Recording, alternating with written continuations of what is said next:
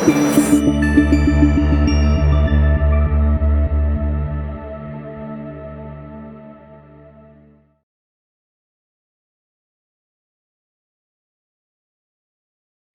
Good morning, नमस्ते दोस्तों। मैं Yogendra Singh Rathore, author, mentor and brain expert, और एक और इम्पोर्टेंट टॉपिक आप लोगों के लिए लेके आया हूँ। And I call it the biggest principle of creation और the biggest principle of success.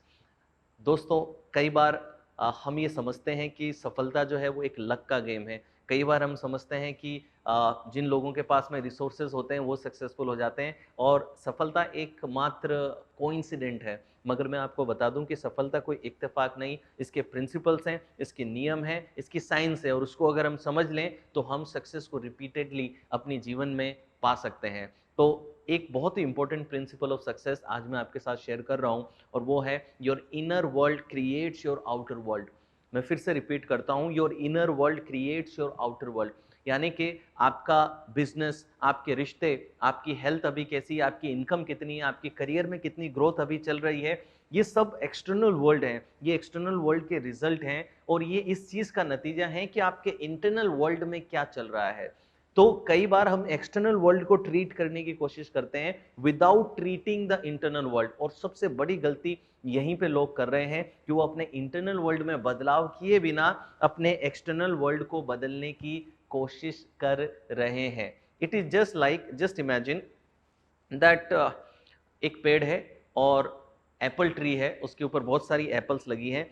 ये उतनी टेस्टी नहीं है जैसी हमें चाहिए, ये उतनी साइज में भी बड़ी नहीं है जितनी हमें चाहिए, और उतनी क्वांटिटी में भी नहीं है जितना हमें चाहिए। तो ये जो फ्रूट है ये एग्जैक्टली वैसा नहीं जैसा हमें चाहिए। तो ये फ्रूट रिप्रेजेंट कर रहा है आपके बिजनेस, आपके रिलेशनशिप, आपके इनकम, आपकी करंट स्थिति को, राइट। और ये फ्रूट आपको पसंद नहीं आ रहा है, and I want to change this fruit, मुझे इस फ्रूट को चेंज करना है। तो व्हाट शुड आई डू, मुझे क्या करना चाहिए? अगर मैं बाहर ध्यान दूं और सारे के सारे जो खराब एप्पल्स हैं उनको तोड़ के हटा दूं, तो अब क्या जो नए एप्पल्स लगेंगे वो वैसे ही होंगे जैसे मुझे चाहिए? नहीं, आपने सही सोचा, वैसे नहीं होंगे। इवन मैं ब्रांचेस भी काट दूं तो भी वैसे नहीं होंगे, मैं स्टेम भी काट दूं तो भी वैसे नहीं होंगे, एक्सटर्नली मैं कुछ भी करके देख लूं वो वैसे नहीं होंगे। मुझे कहां पे काम करने की जरूरत है? मुझे इंटरनल वर्ल्ड में काम करने की जरूरत है, क्योंकि फ्रूट जो आपको बाहर दिख रहा है उसका सारा प्रोसेस इंटरनल वर्ल्ड में हुआ है। यानी मुझे सीड लेवल पे बदलाव करने की जरूरत है, मुझे रूट लेवल पे बदलाव करने की जरूरत है, तभी मेरा फ्रूट बदलेगा। और इसीलिए इंग्लिश में एक बहुत अच्छी कहावत है that if you want to change the fruit you have to change the root. But the problem with people is that वो फ्रूट बदलना चाहते हैं, वो बाहर एक्सटर्नल फोकस बना करके रख रहे हैं, एक्सटर्नली चेंजेस करना चाहते हैं, लेकिन इंटरनली क्या प्रोग्राम्स हैं जो वो रिजल्ट प्रोड्यूस कर रहे हैं, कौन से न्यूरल पैटर्न्स हैं जो वो रिजल्ट प्रोड्यूस कर रहे हैं। आपके हर एक हैबिट, हर एक बिहेवियर, हर एक एक्शन, हर एक डिसीजन के पीछे there is a neural pattern inside you, there is a neural pattern in your inner world that is controlling that behaviour, that habit, that action, that result. तो आपकी income आज जो भी है वो एक न्यूरल पैटर्न का नतीजा है, आपके रिश्ते अगर खराब हैं वो एक न्यूरल पैटर्न का नतीजा है, आपका शरीर अगर बार बार बीमारी पकड़ रहा है वो एक न्यूरल पैटर्न का नतीजा है, आपके इंटरनल वर्ल्ड में उसका रूट छुपा है। बाहर तो सिर्फ हमें फ्रूट नजर आता है। And the problem with us is that we are so external driven, हम एक्सटर्नल वर्ल्ड से इतने ज्यादा ड्रिवन होते हैं कि हमारा फोकस बाहर ही हमेशा रहता है। मैं एक और एग्जांपल से अगर आपको समझाऊं तो जस्ट इमेजिन कीजिए कि आप एक सिनेमा हॉल में हैं, आप मूवी देख रहे हैं, स्क्रीन पे जो सीन चल रहा है वो सीन आपको पसंद नहीं आ रहा और आप चाहते हैं कि वो सीन बदले, इसलिए आप क्या करते हैं, आप अपने जेब से एक चाकू निकालते हैं और स्क्रीन पे स्क्रैच मारना शुरू कर देते हैं। स्क्रीन पे आप कितने भी स्क्रैच मार लीजिए, सीन नहीं बदलेगा, उल्टा जो चल रहा है वो और ज्यादा खराब हो जाएगा। आपका सही तरीका क्या है? आपका सही तरीका यह है कि आप चुपचाप प्रोजेक्टर रूम में जाइए, जो सीडी चल रही है उसको निकालिए, उसकी जगह नया सीडी डाल दीजिए, नया सीन अपने आप चालू हो जाएगा। This is how you have to transform. मगर लोग जो सबसे बड़ी गलती कर रहे हैं वो स्क्रीन पे क्या चल रहा है उसको बदलना चाहते हैं, अंदर सीडी कौन सी है उसके अंदर कोई बदलाव नहीं चाहते। तो हर एक रिजल्ट आपके जीवन में है वो एक न्यूरल पैटर्न का नतीजा है। जब तक आप उन न्यूरल पैटर्न्स को चेंज नहीं करेंगे, जब तक आप इंटरनल वर्ल्ड में ब्रेन लेवल पे चेंजेस नहीं करेंगे, आपके एक्सटर्नल वर्ल्ड में चेंज नहीं आएंगे।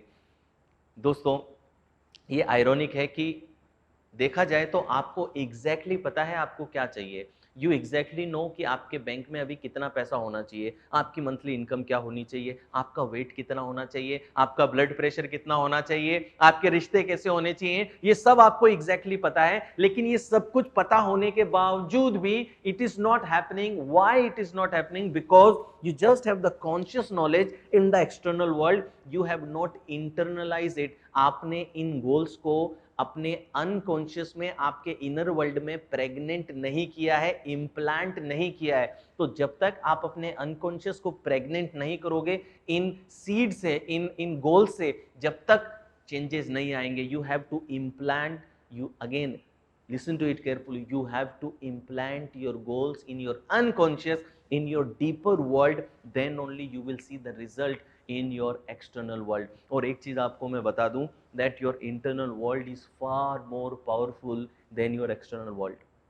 your internal world is far more powerful than your external world। आपने दुनिया में ऐसे कई लोग देखे होंगे जिनके हाथ भी नहीं, पैर भी नहीं, and they are inspiring this world. Nick करके एक हैं जो हाथ नहीं, पैर नहीं, फिर भी वो मोटिवेशनल स्पीकर हैं, दुनिया को मोटिवेट कर रहे हैं। स्पर्शा जो कि दुनिया को मोटिवेट कर रहा है, पूरी बॉडी में इतने फ्रैक्चर हैं, व्हील चेयर पे रहता है, स्टिल इंस्पायरिंग दिस वर्ल्ड।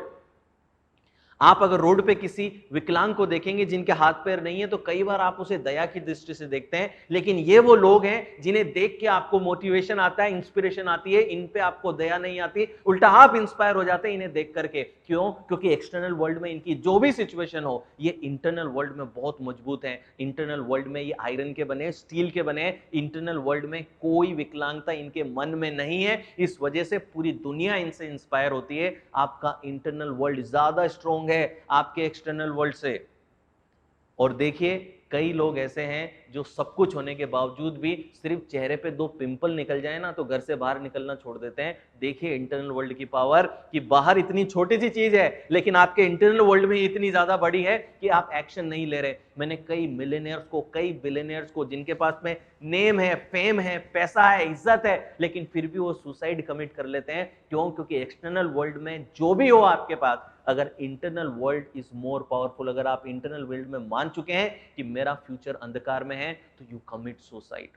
आपने देखा होगा लोगों को, एक कॉकरोच से डर के चिल्लाते हैं, भागते हैं एक कॉकरोच से। एक्सटर्नल वर्ल्ड में कॉकरोच छोटा सा है, लेकिन उनके इंटरनल वर्ल्ड में कॉकरोच बहुत बड़ा हो चुका है, इस वजह से उनका रिएक्शन ऐसा आ रहा है। तो हमेशा ध्यान रखिए, your internal world is far more powerful, it has more strength than your external world। so if you want to create anything in your external world, then learn to create it in your internal world। और कई बड़ी psychology की किताबों में लिखा है कि हर चीज इस दुनिया में 2 बार होती है।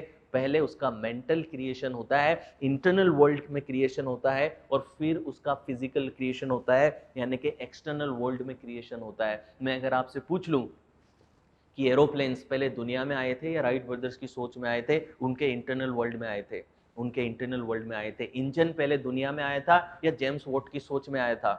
टेलीफोन पहले ग्राहम बेल की सोच में आ गया था या दुनिया में आ गया था? आप खुद पहले दुनिया में आ गए थे या अपने माँ बाप की सोच में पहले आए थे?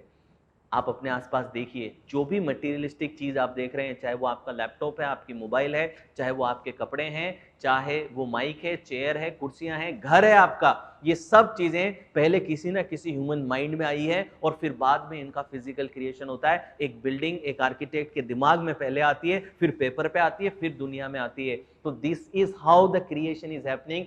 First it comes in the internal world and then it comes in the external world. And कई बार हम ये गलती करने लगते हैं कि एक्सटर्नल वर्ल्ड में फोकस करते हैं, इंटरनल वर्ल्ड को कंप्लीटली इग्नोर कर देते हैं। So every behaviour, every habit, every action, every result, your income, your health, everything is a result of neural pattern within your internal world। if you change them, you can transform your life।